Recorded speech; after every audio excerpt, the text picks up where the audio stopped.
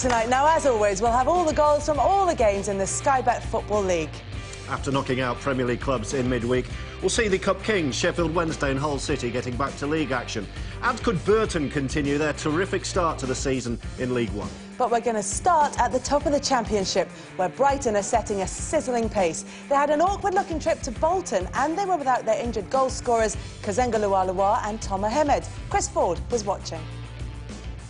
With just one win all season, the last thing Bolton needed was a visit from top-of-the-table Brighton.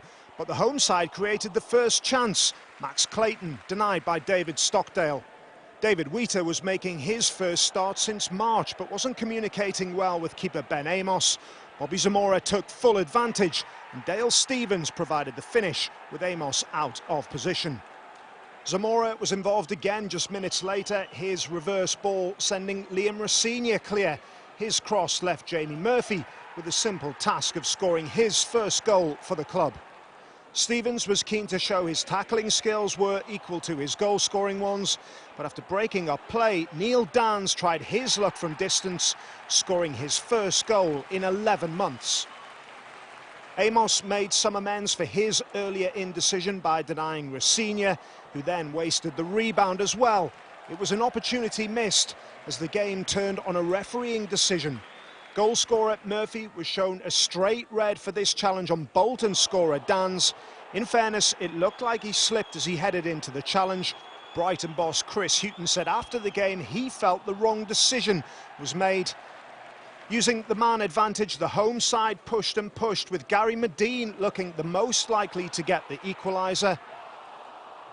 The big striker had the ball in the net in injury time, but that was ruled out for offside, although his run seemed to start from an onside position.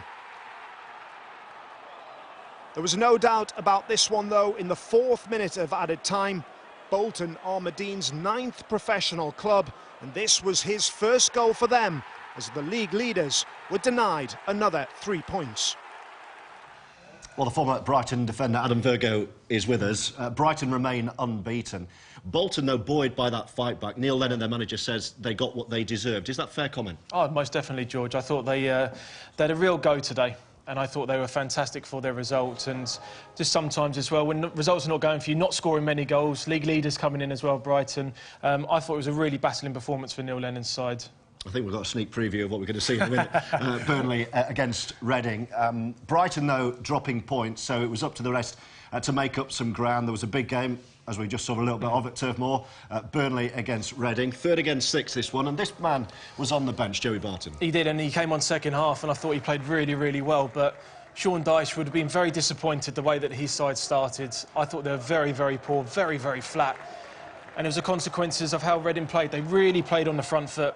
Robson Kanu teeing up, Blackman there. It was a poor clearance, and that really set the tone of how Burnley started today. 8th of the season, 7 in 7, Blackman. His best goal-scoring form of his life by an absolute mile. Oh, it was amazing. I say it was 9 in 85 before the start of the season, so it shows what confidence that Steve Clarke's brought to him again. But you just look at the amount of time that Reading have. The pressure, I don't think, is good enough from Burnley, and it's Gunter there with a great cross in. Piazon back into the side today, took his goal very, very well, and I really felt at that stage Reading were cruising. First goal in English football, that was for Piazon as well. Here's your man. I thought he did brilliantly when he came on. I'm sure he'll want a few more minutes under his belt, Joey, but he did come on and makes a big, big difference. And they did have chances, Burnley. Of course they did, coming into the second half. And Derek were there at the far post. Good finish, and it really, really set up a good end to the game. It was a good game. And this is why you have players on the line, George. It was Norwood there. That was brilliantly well. Well, they have 3 on the line. Yeah, true. And that really sums up Vokes' season so far. He has struggled, and you do your job on the line. He's got a wonderful free kick in the bag, Norwood, and so close of going in the goal there. But I thought they thoroughly deserved their result today, Reading. 3 away wins in a row for Reading. A word on Joey Barton, though. Yeah. I know you were very impressed by him. Yeah, he was. People have a lot to say about him, but at the end of the day, he's a very, very good footballer. And when he came on, I just felt he kept the ball a lot better for Burnley, and he was just making a few more forward passes that was bringing in Hennings and Vokes into the game. And I'm sure with a few more games under his belt, he's going to get some fitness and do very, very well. Let's see some of the social media reaction to Joey Barton. There he goes. That's the moment he came off the bench for his first appearance at 2-0 down. This is a selection of what some of the Burnley fans made of it. He's got to start every week now, Michael reckons. Absolute class. There were quite a few messages like that. Patty, even though we lost, Joey changed the game when he came off the bench. Quality player. And then there's this as well. On my command, Joey Barton, unleash hell. You know you're doing something right when people are making Lego of you. Kelly. No, they haven't made Lego off me. Sheffield Wednesday went to Brentford after their outstanding performance in midweek. That's despite making 10 changes for their visit to Newcastle in the Capital One Cup. They won 1-0. Lewis McGugan got the goal and they've earned a home tie against Arsenal. This is the goal that took them into the next round of the League Cup. But the Owls still looking for their first away win in the league this afternoon. Paul Walker was at Griffin Park. Good ball. He stayed onside as well. Niu waiting for the cross. Well, Matthias has won the corner. But the delivery needed to be a lot better. Well, Niu went close from the last Ross Wallace corner. Will he be a target again? He will be, and he hits the bar. Well, that's the best chance of the game so far. He is a real nuisance in the air.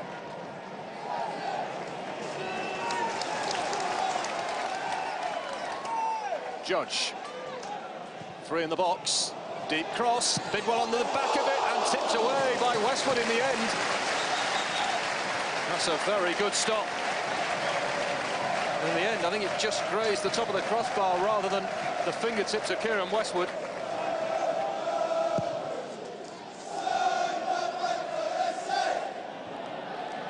Banner. Niu wants it. Niu will get it. Niu! Oh, does he have his heels clipped? He does, I think.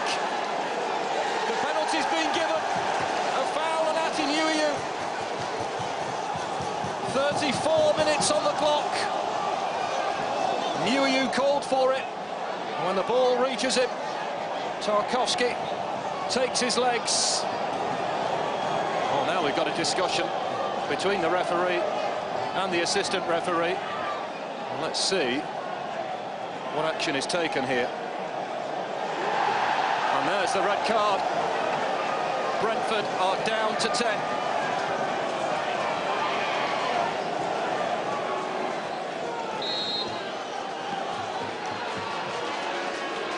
Niu for Sheffield Wednesday to face David Button of Brentford. Who will win? Niu will. And Sheffield Wednesday lead. Button sent the wrong way. Brentford 0, Sheffield Wednesday 1.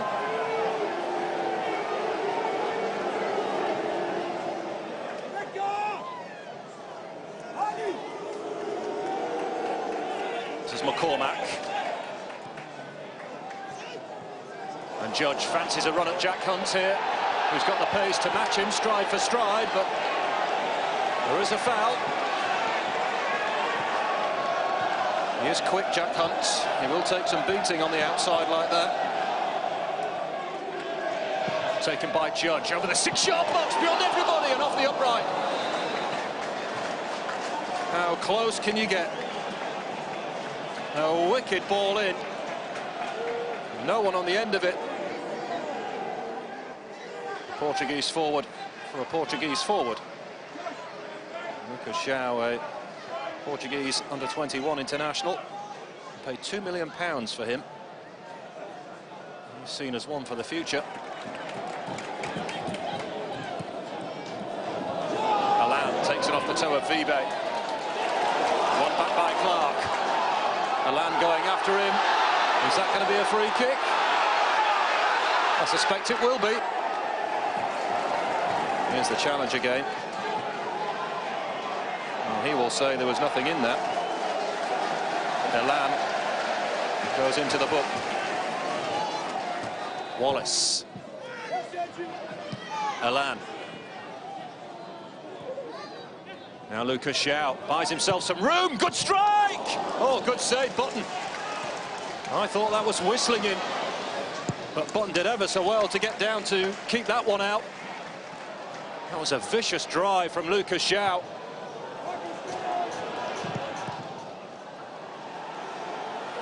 Look at David Button here on the halfway line. Tossed over the top, no flag here on Judge. It's Alan Judge! Beautiful goal! He's bent that one in the far corner. Absolute precision from Alan Judge. And the 10 men of Brentford back in the game. And it's the goalkeeper who gets the assist. Lifts it over the top. Judge steadies himself and pings it into the bottom corner.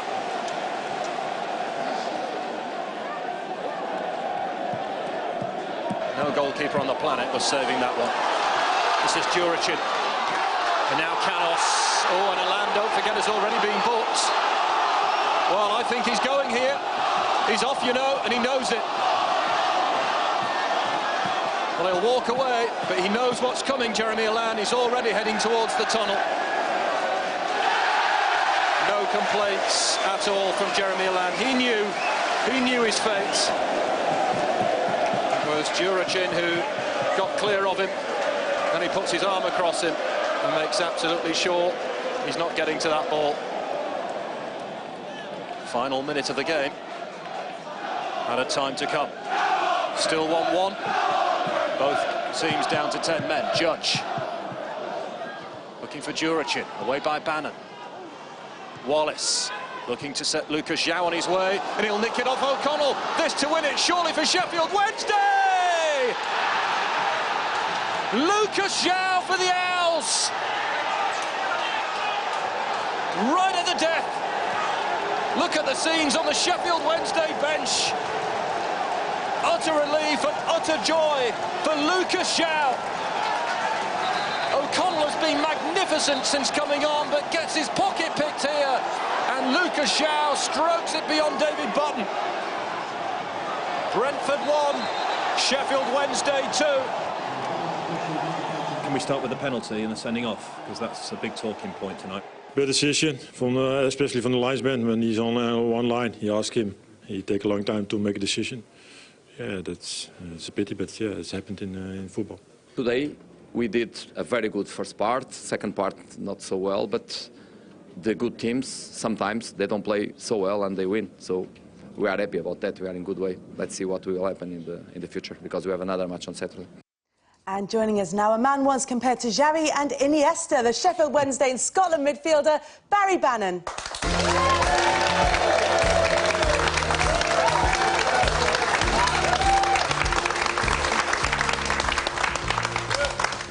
Barry, your manager, Carlos Carvalho, said afterwards, you got lucky. He said, we won the lottery and we won it 2-1. Was that the kind of feeling from the players as well?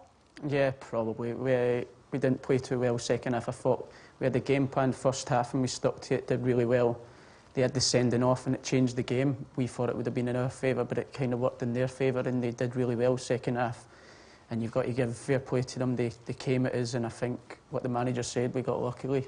And we won the 3 points though, so that's all that matters. How does that work? Because you often hear people say, no, it's harder to play against 10 men. Well, if that was the case, everybody would start with 10 men. But you're saying it made life more difficult for Wednesday.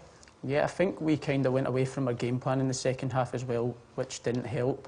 But you've got to give them great credit. They came out and you wouldn't be able to tell that they had 10 men. We were kind of like defending the whole second half really. But the striker that came on, Lucas, has got us out in the end by breaking away on the counter and scoring that goal. Talk us through the penalty, Barry. I don't think we quite saw it on there, but you definitely tried to wrestle the ball away and take it yourself. Why? I like hitting penalties, and I think the way I'm going at the minute, it's the only chance I've got to score. So, but are you the club's penalty taker? No, I'm not. And I tried to get it, but then I looked at the size of Big Atty and I just let him have it in the end. What did you say to him? I asked him nicely if he wanted to have it, and his response was yes. So if he's telling you yes, you've got to let him have it. Yeah, like you said, it's not someone you necessarily want to pick a fight with. But the week that Sheffield Wednesday have been having, knocking Newcastle out, even with big changes to the side, 10 changes for that game, 9 changes again for this match in the Championship. The atmosphere in the dressing room must be fantastic at the moment. Yeah, we've got a great squad, obviously. Like in midweek, we rested like 9 players, I think, against Newcastle, and the 9 that come in were brilliant. So it shows that everybody there's like top players, and we're all fighting for it, we're all in positions. and it's keeping everyone on their toes. That's a good thing to have, really, because you know if you don't do well, you're going to be out the team the following week because you've got someone that's chomping at the bit to get in. Absolutely, and shown you can do that, like you said, against Newcastle in midweek. We're going to have more from the Sky Bet Championship in just a minute.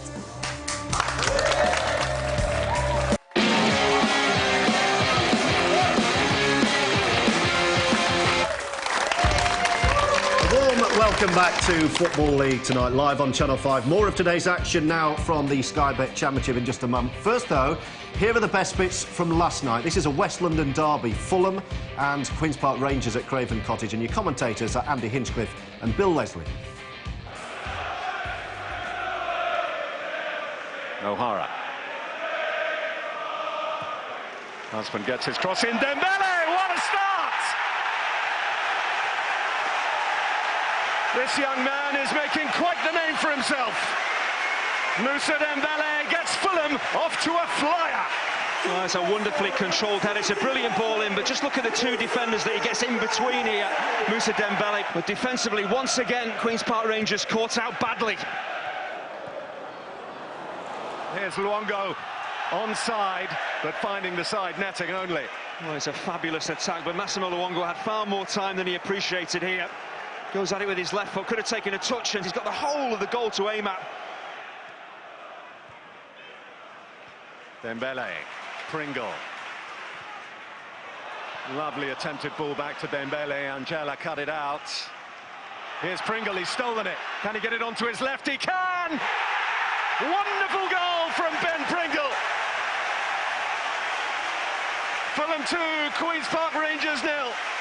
Well, Rangers, they needed to learn their lesson. It's been a high-tempo start from Fulham, so why are Rangers trying to play out from the back? And they're just trying to be too cute, too clever here.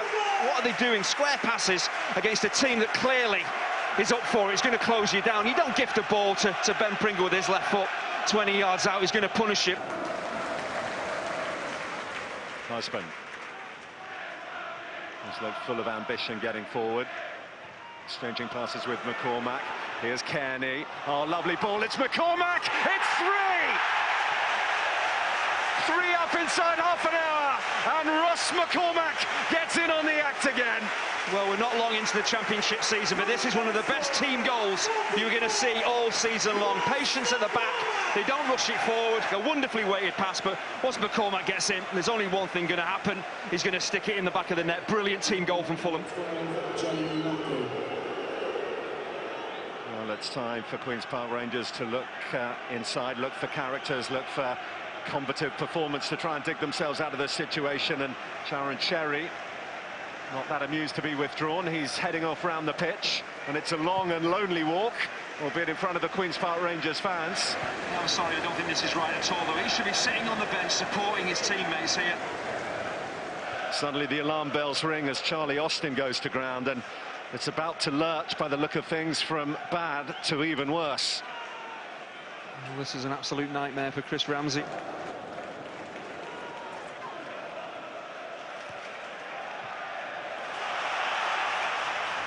Look at the pace of Fredericks there to get beyond and in behind, and look at Onua. Oh, it's come back off the bar and it's in by McCormack. 4 for Fulham, 2 for McCormack. Queen's Park Rangers crumbling at the Cottage. Great movement and passing. It's just fabulous work, really fabulous work. And then see Ross McCormack, how he changes his position. He's standing still watching the cutback, but when it doesn't come, he's on the move. He's into the 6-yard box. He's Johnny on the spot. That's what you have to do as a striker. One opportunity doesn't come, change your position. It might come later, and that's exactly what happens, and that's why he's got his second of the night. Brilliant goal once again from Fulham. Chris, what have you said to your players in the dressing room? Well, obviously, I've only just come, so it's been the door's been locked, and we've been in there together. This is the time when we need to stick together, and we need to decide, you know, that we're going to move forward in a positive fashion. Adam, terrible news for Queen's Park Rangers, losing Charlie Austin, who's been such an important player for them. We saw him pull up. We think it's probably a hamstring injury, and this is terrible news for Chris Ramsey and the rest of the team. It really is, and they did so well to keep hold of him. And he's a pivotal player for the team. 7 of their 14 goals have come through him.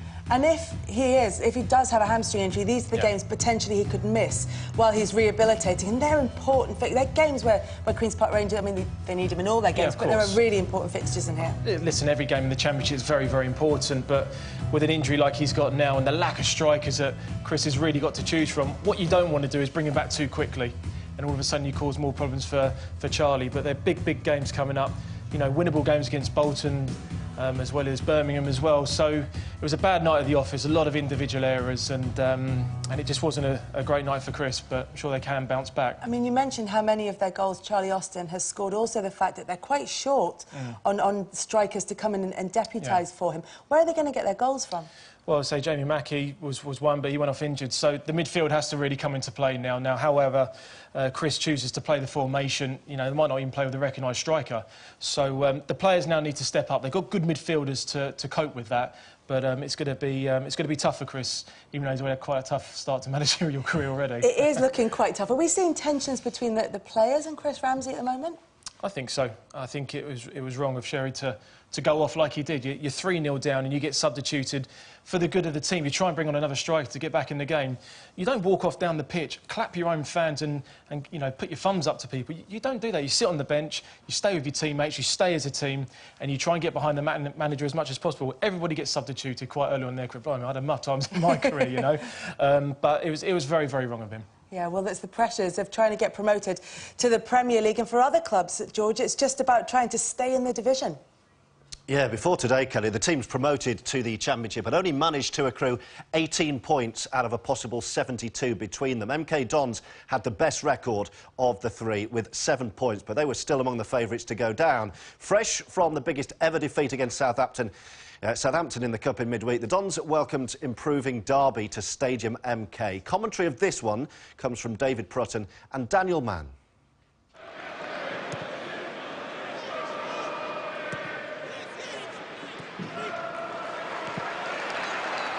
Jordan Smets. Baker. Forster Kasky. Promise here for MK Dons. Church is offside. Few haven't realised it quite yet, but now they will. Good movement from MK Dons. Carl Baker coming inside and finding Forster Kasky. He just got a little bit too early there, Church. It's a good line held by Derby.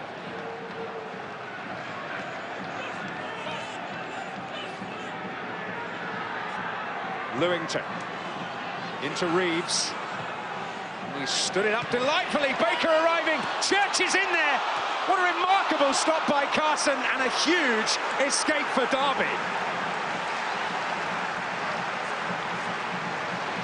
Look at this for a point-blank save. He judges, he guesses where it's going to go, Carson, but gets his body in the way. It's a wonderful save. Oh, not convincing there, Derby at all. McFadden trying to work the opening. Hung up by Poyet. Church is in there. Shackle Rose, Warnock and Baker. McFadden easily out muscling, but look at Anthony Kay there. Is there for the pull back in line with the penalty spot. Just not dealing with the balls into the box, Derby County. Such a blood and thunder, the fire and brimstone about the match now. Challenges flying in, a bit of edge around. And here's Murphy. On now to Lewington. Dangerous ball, and Carson's there again.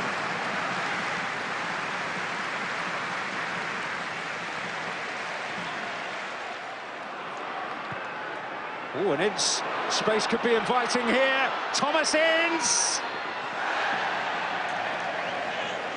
Well, Derby's best moment of the match, but not a finish to match the approach work. Interesting time. Still not found that breakthrough at home.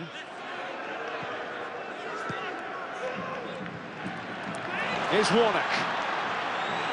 Johnson calling for it at the edge of the box. There he is! And finds the finish!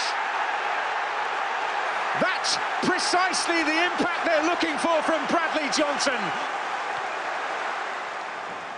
Stephen Warnock managed to get beyond MK Dons' back four. And just as this is hit, thought there might be a slight indication of Chris Martin being offside, but Jordan Spence very clearly plays him on. He's close enough to Chris Martin to affect his vision, perhaps with the ball coming in from Bradley Johnson. I'll take nothing away from the finish. Controlled, composed, with power though as well. Poyet, Forster-Caskey. Church, Murphy, finally!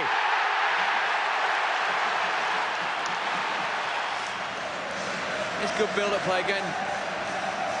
They do manage to get the ball in good areas. You see players popping off. Forster-Caskey, and it's Church that peels away to the left-hand side. As we say, comes to Murphy. We thought the chance had gone, but manages to sort his feet out.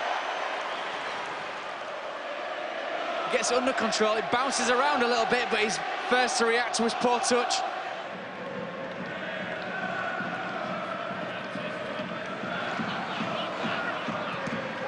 Ooh, that was a real moment of confusion between Warnock and Shackle, which they can make the most of here. Church! Oh! Well, you have to say it's a massive escape for Derby. A real let-off. You said confusion there, Dan. It's not only between the two defenders, Warnock and Shackle, but Scott Carson thinks about coming, doesn't, just leaves it wide open for Church, and this ball is just a simple ball across.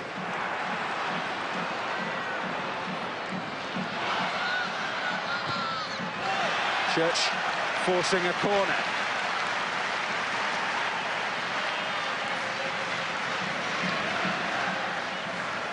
Oh, and Lewington was there, and it cannons back off the post. Carson helped it on its way. Poyet, Reeves.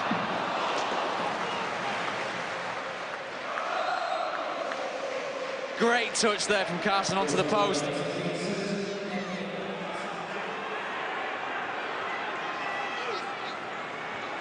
Russell will take aim. He certainly rattled Martin's cage. Thumps it. Thomasins.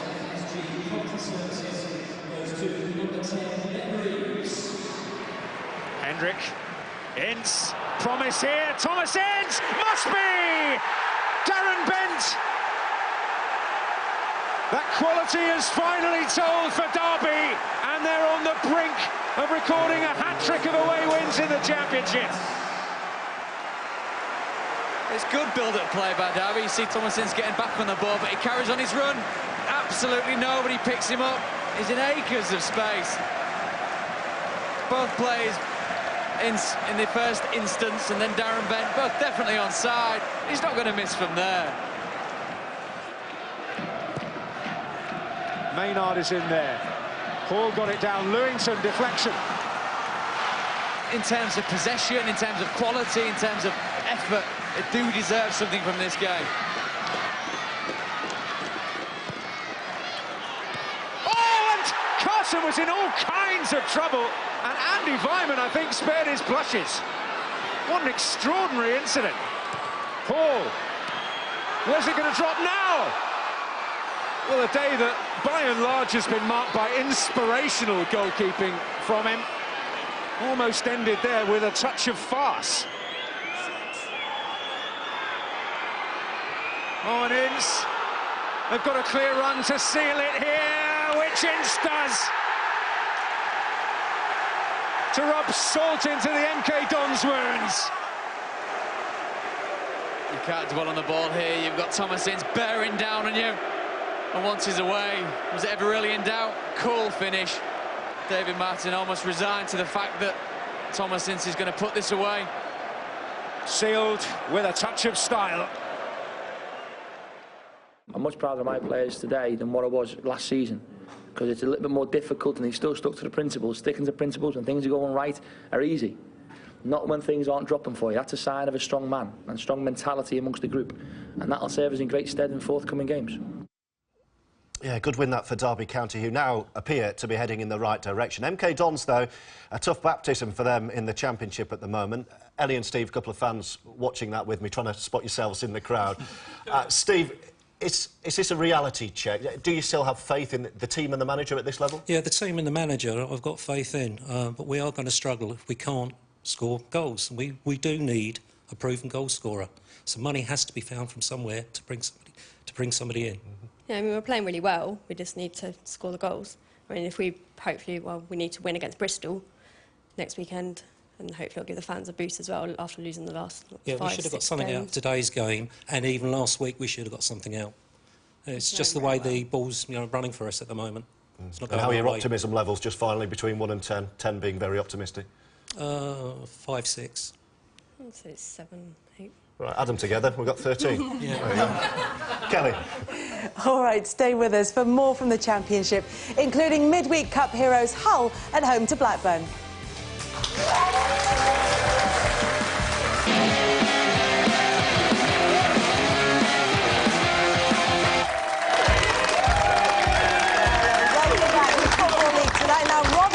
Their first win of the season at home to Cardiff last weekend. Today they were at home to Birmingham.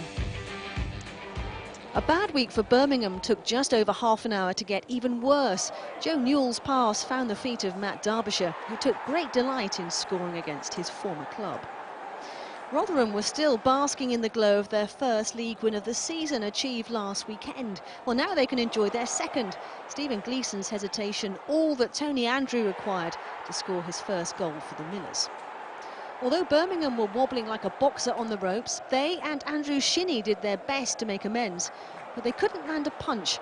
And Rotherham's first win at St Andrews since 1966 lifted Steve Evans' side off the foot of the table. I think we dominated from the first kick, really, with a shot on goal inside 20 seconds, and I think there on in we demonstrated by our performance that, you know, we're fighting tooth and nail to be in the Championship, and it was some quality passing play, and we're pleased. They'll be well pleased. First away win for Rotherham. There was another promotion chaser against relegation struggler contest though at Portman Road. Adam, you've been looking at Ipswich against Bristol City today. I thought Bristol had a really good game today. They had a right go going away at Portman Road. It's not an easy ground to go to. They're 4 defeats and 32 at home, so they're very, very strong. But they certainly started the better of both sides. Kogia here pulled a good save from Gergin. When you're away from home, you need to take your opportunities early on in the game. Now there's just a second chance coming in. I think when they played 3-5-2 Bristol City, just allow the chances to get too many crosses in. That was a great header there from Luke Chambers, and he missed that chance earlier, and that really did come back to haunt them. But credit to them, they did bounce back. And Luke Freeman, I played with him at Yeovil, and he's come on leaps and bounds, went to Stevenage, and I thought he had a fantastic game today. He never gave up, never stopped running, and you get that luck of the draw sometimes. And then some. Yeah. And it was a good comeback, and then all of a sudden the confidence was with Bristol City. 3 minutes later this happens. Well, you look at the defending here from Christoph Berer, doesn't quite move his feet quick enough, and this is still a great finish, still difficult to do from Kogia.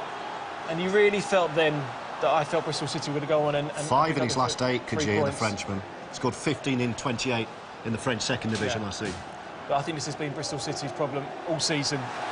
Conceding too many goals now, George, and that's 19 goals now they've conceded. And Steve Cottrell plays 3-5-2 in League One, and they had a fantastic season, winning the JPT, comfortably winning League One. But again, as we've seen with the boys that have been promoted, they are struggling defensively. And but I think they deserve the 3 points today, Bristol City, and I think they'll take great confidence from that result. All right, more from Adam in a short while. Another promoted team struggling to adapt to the Championship of Preston. And our next action starts with their game at home against Wolves. Without a win in their last 5, Preston needed to start on the front foot. And within 10 minutes, Daniel Johnson had given them the lead with a classy finish. Holding on to that lead was made more difficult by the sending off of Joe Garner after this high-footed challenge. Wolves pressed to make the man advantage count, but Rajiv Van Lapara found Jordan Pickford too good from the edge of the box. The 10 men almost made it 2-0. Adam Reach signed on as an emergency loanee from Middlesbrough and came close to scoring on his debut.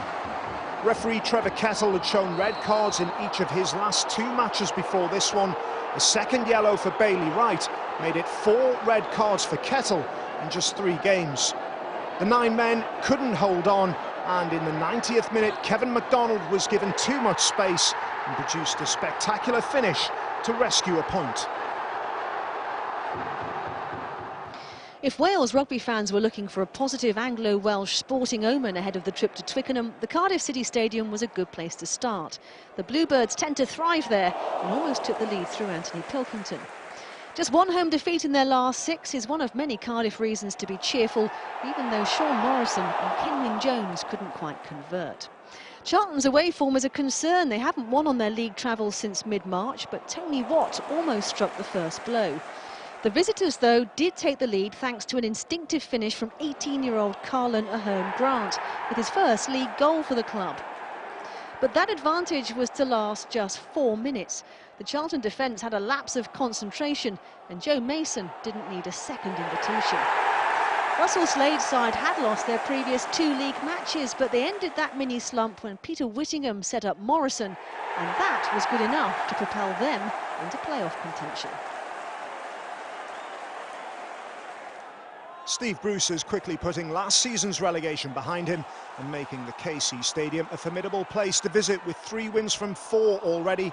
Abel Hernandez is enjoying playing at this level and was only denied by a fine save from Jason Steele. An immediate return to the Premier League is the aim for Bruce and his side. Curtis Davies probably hasn't scored many overhead kicks in his career, but couldn't test Steele. Jordan Rhodes had scored 4 in his last 3 heading into this trip across the M62. He did test Alan McGregor before the break. Having been denied twice, it was 3rd time lucky for Hernandez. Ahmed El Mohammadi with a cross that left Rovers defenders sprawled across the pitch. The Uruguayan striker took the opportunity to score his 4th of the season. And it looked like it would be a winning goal right until injury time. Rhodes with the perfectly timed leap on his 150th appearance for Blackburn.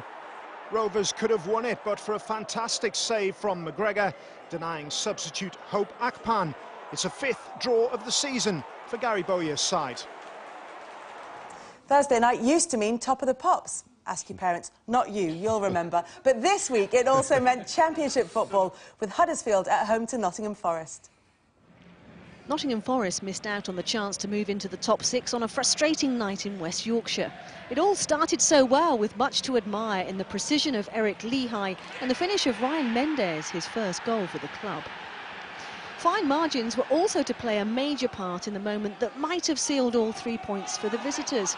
Chris Burke beat the offside trap in everything else except the post. And then Chris O'Grady's vision was foiled by Martin Croney's anticipation. Without the cushion of a second goal, Forest were always vulnerable to an equaliser, and it duly arrived. Emir Hughes with his 4th goal in 3 matches, albeit via a deflection off Jack Hobbs. And although Chris Powell's side are finding it tough to win at home, they were more than happy to settle for a point. So then here's how things look in the Championship. Nottingham Forest into the top 10 tonight. Brighton remain unbeaten. They stay top of the pile despite letting a 2-goal lead slip against Bolton. Middlesbrough could close the gap on the leaders to just a point when they take on Leeds United on Sunday. Reading, well, they lead a group of 5 teams on 15 points. The Royals move up to 3rd with their win at Burnley. Hull, Cardiff, Burnley and Ipswich all behind on goal difference. At the other end of the table, the 3 teams promoted from League One last season occupy the bottom 3 places in the Championship. Bristol City's draw at Ipswich wasn't enough to stop them dropping to the foot of the table. A place above them are MK Dons, who suffer their 5th straight league defeat. Preston are above them on goal difference after conceding that late equaliser against Wolves. Rotherham's 2nd win in a row, well, that sees them move from the foot of the table up to the dizzy heights of 20th. Now it's time for our competition, which this week is open to everyone who knows their own name. We'd like to give you and a friend the chance to be at the heart of the action by winning a pair of Sky Bet Football League match tickets, a signed shirt, a 50-inch LG HD TV and £500 cash to spend as you please, all courtesy of Breathe Sport. So for your chance to win, all you have to do is text football to 65515 or post your name and phone number to Football4, PO Box 7557, Derby DE10NP. Entrance must be 18 or over. Date subject to availability. Text costs £1.50 plus 1 message at standard network rate. Lines close at midday on the date shown on the screen and 3 days later for postal entries. For rules, go to channel5.com/win. Good luck. Yes, the very best of luck. And for the first time in their history, Burton, let's see some more goals. They started a Saturday at the top of Sky Bet League One. Their match at Chesterfield is where we start our roundup of the games from that division. Burton travelled to the Proac Stadium, top of the league, but fell behind inside just the second minute when Dan Gardner crossed for Sam Hurd's first of this campaign. Dean Saunders' side haven't won at home since the first day of the season, but within 30 seconds of the restart, they were level. A cross from Abdenasser Al-Kayati deflected Stuart Bevan, pouncing to equalise.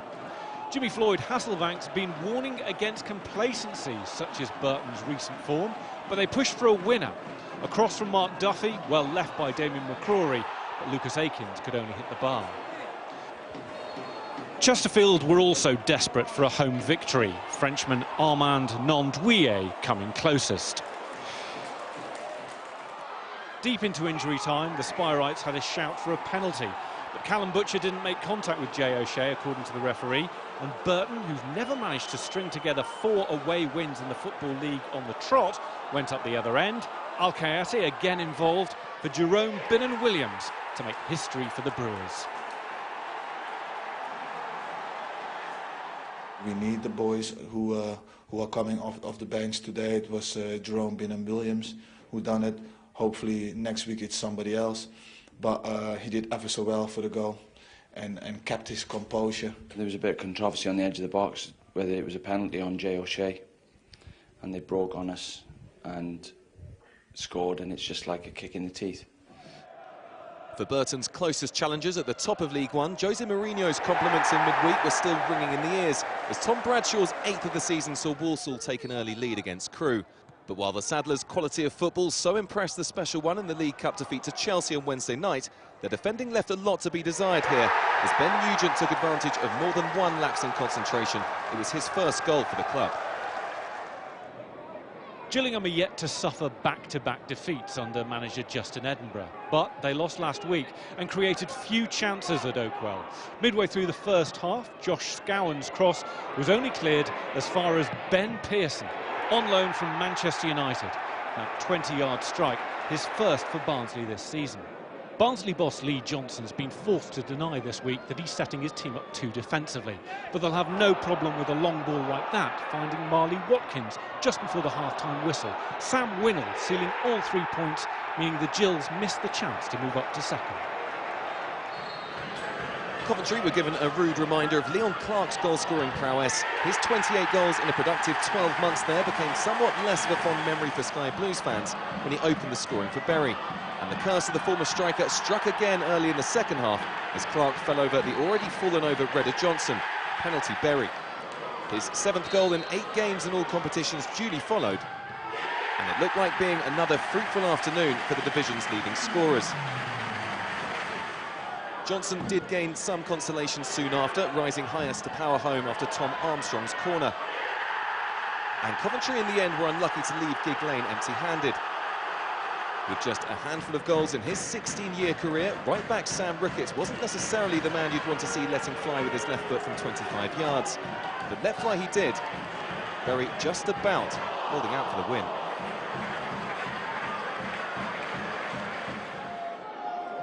No one likes us. Everyone's liked playing at the Den this season. The visitors taking 3 points in every league game up until now. But in just the 4th minute, Jimmy Abdu found himself unmarked to put Millwall in front. And they were within sight of taking that lead to the half-time interval. But Rochdale pressed forward. And Joe Bunny found himself free in the box to feed Peter Vincenti to equalise. Keith Hill was angry that his side couldn't hold on, as just 2 minutes later, Millwall retook the lead. Some fine work from Carlos Edwards, laying it on for Sean Williams to make it 2-1 to Neil Harris's side. Now, it's been 50 years since these two teams played each other, and Fred Onyedinma, who was involved in 2 Millwall goals, fed Steve Morrison, who was able to confirm that Millwall would be celebrating that golden jubilee. He made it 3-1. That's their first home win in the league this season. Shrews manager Mickey Mellon called his side's home form not a massive issue this week, but a 5th loss in a row against troubled Blackpool would have been cause for concern. It took 73 minutes for Greenhouse Meadow to let out the collective sigh of relief as Larnell Cole played in Jean-Louis Akpa-Akpro. The home hoodoo was well and truly a thing of the past when the same combination sealed the win for Shrewsbury, and there doesn't seem to be even a chink of light at the end of what looks like being a very long tunnel indeed for Blackpool. Well, Barry, you were in the playoff final with Blackpool in 2010, one of the greatest moments, certainly, of recent history.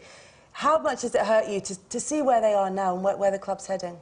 Yeah, it's a shame, obviously. It was probably 3 or 4 years ago now where I think they went to the last day at Old Trafford and they were staying in the Premier League at 60 minutes into the game. And to see where they are now, it's terrible, really, for them. The fans are brilliant up there as well, and I really enjoyed my time there. So to see them where they are, it's hard to take, really. Yeah, I can understand that. Now, we're going to get some more from League One, starting with Southend, who'd lost 3 of their 4 home games, against Scunthorpe, who'd lost 3 of their 4 away. And there was little sign of Scunthorpe's unease away from home early on. You won't see too many purer strikes than this in any game across the country this weekend. Gary McSheffrey rifling home a ferocious left-footed drive has become a familiar feature of his long career. It's fair to say Southend are still adjusting to life in League One since promotion. They'd only managed 2 goals in 4 home games before this one, but Phil Brown's side crafted a fine goal of their own when Ben Coker broke clear and found Michael Timlin lurking with intent. Shrimpers fans were well and truly spoiled as another flowing move got the finish it deserved. Noel Hunt's cleverly disguised ball found Coker, who made it 15 games now without an away win for Scunthorpe.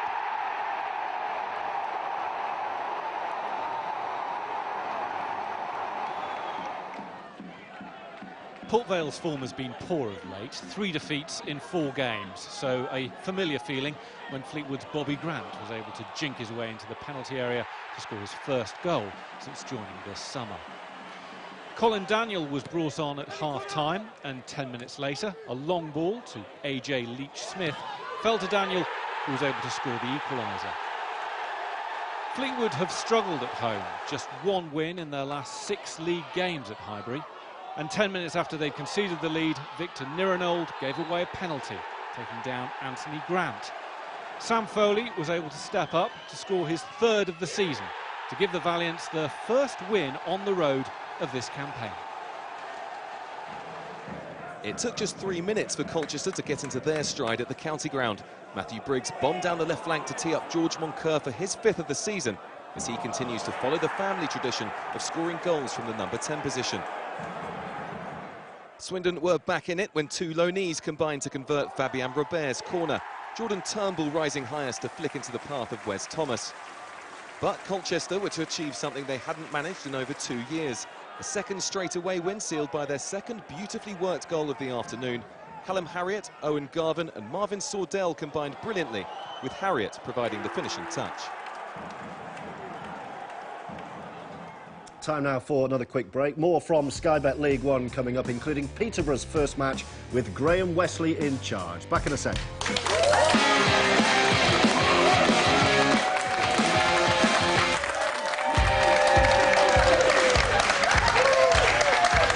Welcome back to Football League tonight on Channel 5. Now, Peterborough United appointed a new manager this week. Graham Wesley's arrival has not been greeted, I think it's fair to say, with universal approval from posh fans, but the former Stevenage and Preston boss started his new job at Valley Parade against a Bradford side, Adam Virgo, that hadn't lost in 5 games. Yeah, they haven't lost, George, but they've struggled with a few draws as well, and Devante Cole and Hansen 3 goals apiece, but there's not enough goals coming from the rest of the team, and they started well with a great save here.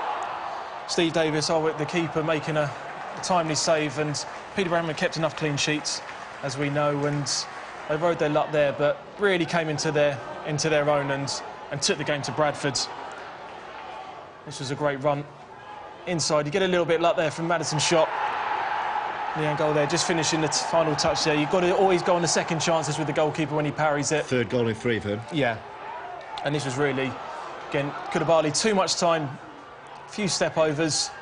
It's not great defending if you're being blatantly honest, allowed to cut in too easily. And there was the man there, Chris Forrester, finishing up a good day for Peterborough. I'll give Grant McCann good credit as well, because he really steered the team with 4 points after they after Dave Robertson left, and Graham Wesley's come in now, and he's got a big job in his hands, because the Peterborough fans want results and want points as well. Well, they got a clean sheet today, first time that's happened in 14. Now, in tomorrow's Football League paper, Graham Wesley talks about how pleased he is to be at a club, he says, which is going places, and how difficult he found his time out of the game at the start of the season. Well, after today's match, he was clearly glad to be back. Well, we saw some exceptional passages of play there today. We saw some very exciting players enjoying their football, taking the game forward, attacking and scoring some very good goals. It's wonderful to be a part of a club that's got so much talent. There's £4 million of talent assembled here. I think there was £1.5 million of talent on the bench last week. And you know, when you've got that level of quality, you know, as a coach, it's a fantastic thing to be working with. You feel as though you can make a real difference to talent that's going to go a long, long way in the game. Yeah, and it wasn't a bad start for the new Peterborough boss. Now there's 2 more League One games to bring you, with 2 teams from the North West and 2 from South Yorkshire. Blades boss Nigel Adkins made 5 changes to the side that had to come from 2-0 down last week to claim a draw. One of those changes, Craig Alcock, set up captain Chris Basham for the opener. Doncaster are reported to be considering Sean Derry as a permanent replacement for Paul Dickoff. Cameron Stewart's free kick gave Rovers hope of ending a poor run of form. But United were soon back in front. Connor Salmon on loan from Derby, putting the home side back in the lead after getting first run on Cedric Avina. Any hopes of Rovers staging another comeback were over when Gary McKenzie was sent off for a vicious-looking challenge on Alcock. Referee Mark Hayward was in no doubt it ended Alcock's game too. He was substituted off with an injury. Billy Sharp completed the scoring against his old side, gratefully latching onto the back pass from his former teammate James Coppinger. Sharp has now scored in 6 consecutive league games, a feat he last achieved with Doncaster back in 2009. A short journey up the M60 for the Latics to meet the Latics, and Wigan took the lead in El Latico. If you aim for max power, make sure you can score goals like that, even if the celebration doesn't quite live up to the same billing. Jay Fulton's just joined Oldham on loan from Swansea and may have overstretched himself, but that was no excuse for Wigan's Jordan Flores to lash out. It doesn't look like he made contact, but the intent was enough for him to be shown a straight red. Less than 5 minutes later, Oldham were able to capitalise on the extra man. The Wigan defence caught out as substitute Dominic Polian reacted first to equalise and lift Oldham out of the bottom 4. So this is how the table looks. Burton's 4th straight away win sees them stretch their lead at the top of the table to 3 points. Walsall stay in 2nd after their draw with Crewe. They're now a point clear of Gillingham, who lost at Barnsley. Coventry, Bury and Sheffield United all on 16 points, and they complete the top 6. Other end of the table, Blackpool's defeat at Shrewsbury sees them stay bottom. Crewe are a point above them after their draw at Walsall. And Doncaster's loss at Sheffield United means they stay in 22nd place. Scunthorpe now drop into the relegation zone after their defeat at Southend. So that's League One. In a moment, all the goals on a busy day in League Two.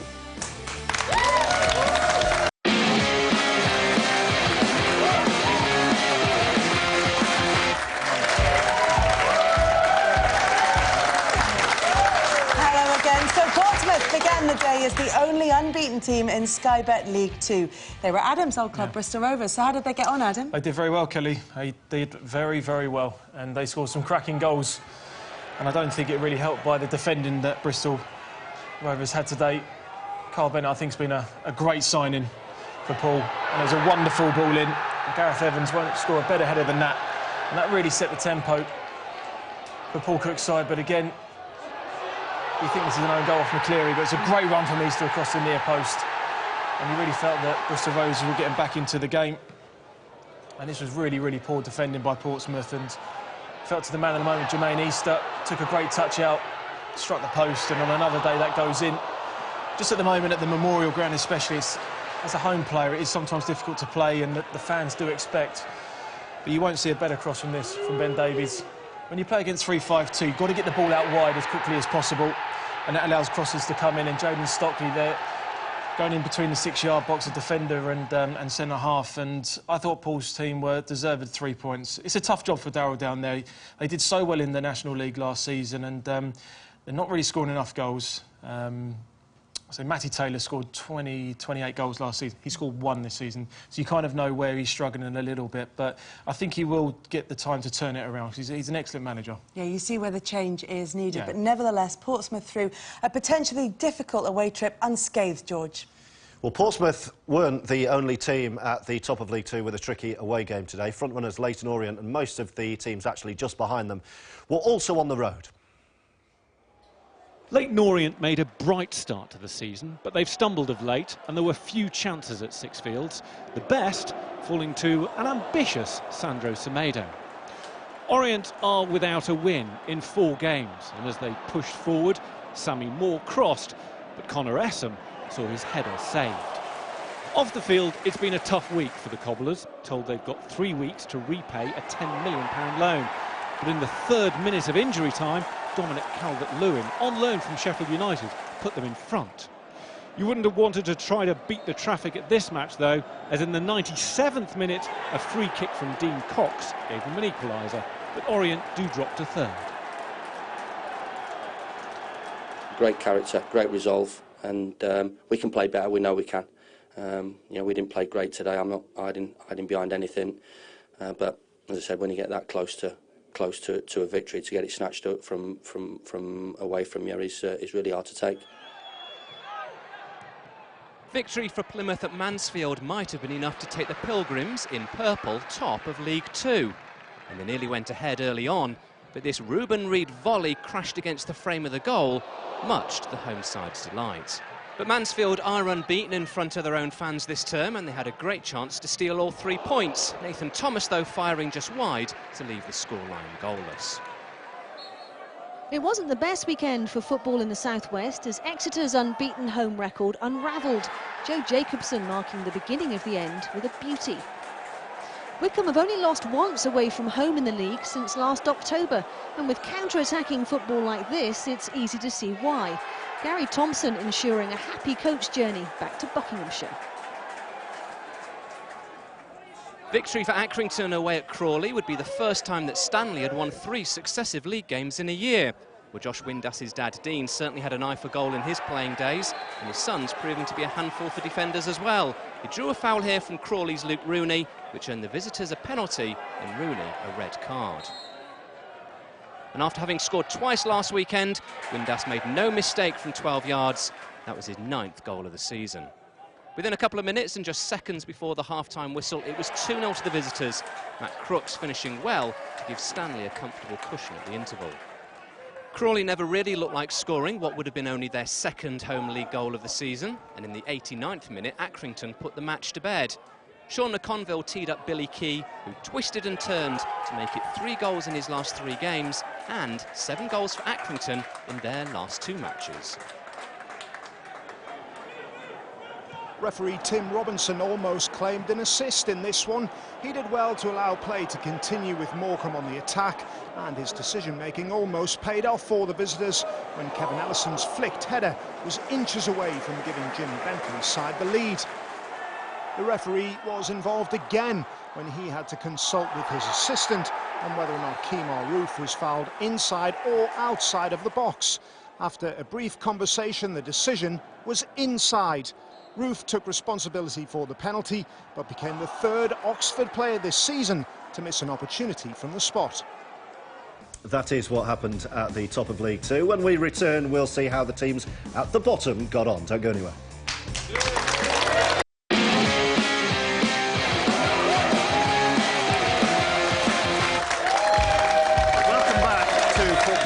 Tonight. Now, Newport made the long old journey to Carlisle as the only team in the Sky Bet Football League, still without a win this season. The home side had taken Liverpool all the way to penalties in the Capital One Cup on Wednesday night at Anfield. Will Cope has the details from Brunton Park. Carlisle were odds-on favourites to beat a Newport side who are yet to record a win. But Terry Butcher's visitors upset their host midway through the second half, when substitute Tyler Blackwood, who was on loan from QPR, headed home on his debut to give Newport the lead. But with the game nearly over, a hopeful punt forward gave Derek Asamoah a chance to level the scores, but his effort was agonisingly wide, giving Butcher a welcome first victory. I think the referee had a calendar instead of a watch because they played nearly 8 minutes added time instead of 5, which they put on the board. But there we go. I think they were getting Fergie time here, but luckily we, and by hook or by crook and by great spirit that we've got, the boys held on really well. So it feels different because we've not won. So I don't know what it's like, but it is a lovely feeling, yeah. Terry Butcher, after a long wait, probably still enjoying his first win at his new club. Let's see what happened to the teams just above them, and we'll start at the Hive. Barnet's home form was one of the foundation stones of their return to the Football League last season, and it's proving its value again this campaign. Mind you, a goal in the first minute also helps, which is exactly what Michael Gash provided. That was his third goal in 4 matches, while it's now 3 for the season for Andy Yeardham, who's clearly been practicing his long-range shooting in training. That said, there was certainly an element of good fortune about Barnet's third, the luck and the ball falling Gash's way, and that was pretty much job done. Dagenham's form on the road has been disappointing so far this season, but they did at least have the consolation of the final word. Jody Jones just about getting the ball over the line, but the points and the match were long gone. Despite 4 successive victories at the start of the season, Hartlepool had stuttered in recent weeks, so manager Ronnie Moore would have been delighted to see Jack Carroll find Scott Fenwick just past the half-hour mark to put the visitors ahead. Yeovil have had dreadful luck with injuries and illness this year, and at times have struggled to field a full matchday squad. But they kept their nerve after going behind and were level 5 minutes later, when former Hartlepool loanee Ryan Bird stabbed the ball home from close range to make it level at the break. It was a 670-mile round trip for the Pools fans travelling from the northeast, but the journey would have been worth it with 7 minutes to go, when after having just come off the bench, Brad Walker won it for Hartlepool to end their 7-game winless run. York's last win in League Two came on the road, so getting away from Bootham Crescent shouldn't have been too much cause for concern, but there's some things you just can't prepare for.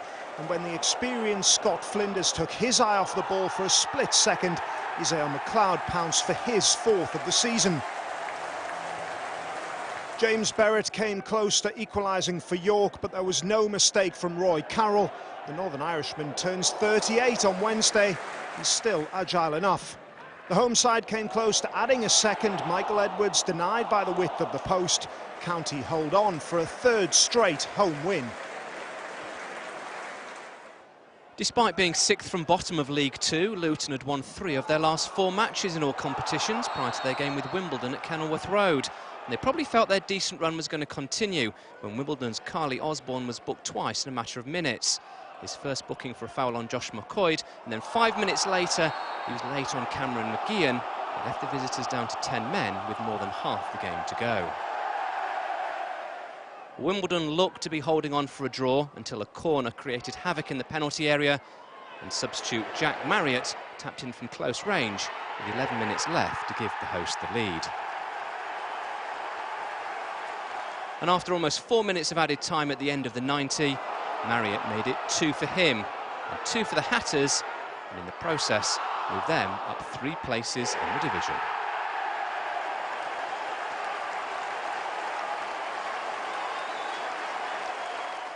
Stevenage arrived at the Abbey Stadium still looking for their first league win on their travels under Teddy Sheringham, while Cambridge hadn't won at home since the opening day of the season.